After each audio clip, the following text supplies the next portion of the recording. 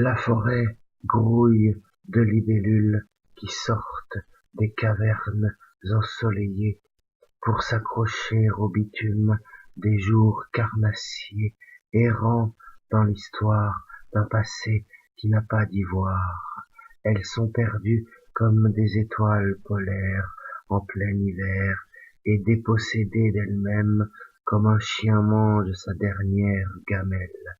Les petites poupées rondes et charnues se moquent bien des élégies des plus pauvres d'entre nous, et nous nous abreuvons de ces subtils remous comme la peste se noie dans le cafard géant des maladies incurables. Souvent, je passe près d'un arbre et je me dis alors qu'il est suave et grand d'être accompagné de ses parents pour jouer à la mélancolie des plus sots et au cache-cache des plus intelligents. Le soleil enlaidit les morts et les vivants et embellit la ville et le terrain d'entente où nous habitons le premier vestige.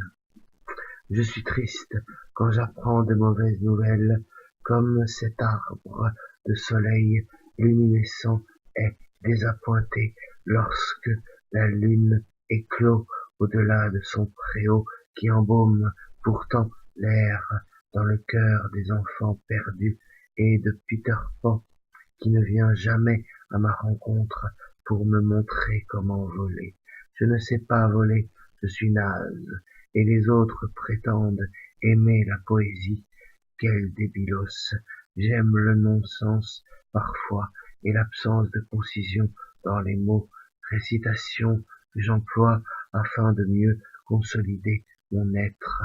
Je sais que les vermicelles sont mous et fades sans un petit bouillon, et je sais que les portes toujours s'entr'ouvrent devant la beauté intersidérale, mais je sais aussi que les hommes ne veulent pas des libellules et de leurs costumes infernaux portés par leurs hivers, qui même s'il est le plus beau, n'est pas le plus sincère. Je t'aime, maman, et je sais que tu m'entends. Tu dors dans ton lit, moi je ne dors pas, je fais un rêve, écrit, et j'écris pour rêver. Mais je ne sais pas si rêver est nécessaire pour les poètes. Je pense que les poètes sont un peu comme des hirondelles au printemps. Ils sont beaux et s'envolent vers le firmament pour nous offrir le plus grand des cadeaux. Je suis beau et laid, je le sais, mais je suis sûr que ce n'est pas de ma faute, car ma mère n'est pas responsable non plus.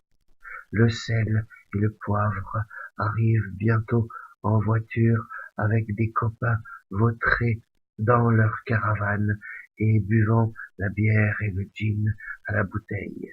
Ils sont vulgaires, les pantins et les marionnettes. Ils se foutent de nous, ils s'en tapent de nos cervelles qui frémissent au grand jour, puant du matin qui trône sur la nuit. Je n'aime pas les abat-jours, ils cachent beaucoup trop de choses pour moi, et d'ailleurs je n'aime pas les mystères, mais je crois que je les adore en fait, car les mystères, même s'ils sont mystérieux, nous couvrent de givre et de jeux pour les petits enfants plus grands que nous sommes, et pour les grands adultes tout petits qui se planquent derrière des néons phosphorescents pour mieux inhabiter leur peau.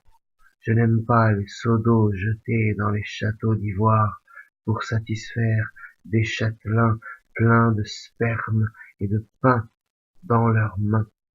Je trouve intéressant le phénomène de la vie, certainement, mais je sais que la vie va et vient dans d'étranges courants qui ne me sont pas du tout familiers.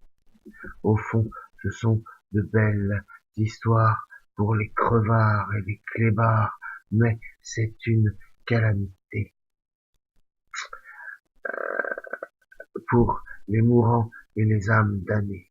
J'aime le printemps, couvert de folles étés, perdu déjà, et pourtant couvert aussi de superbes tempos estivales, où se mêlent les chats et les goélands.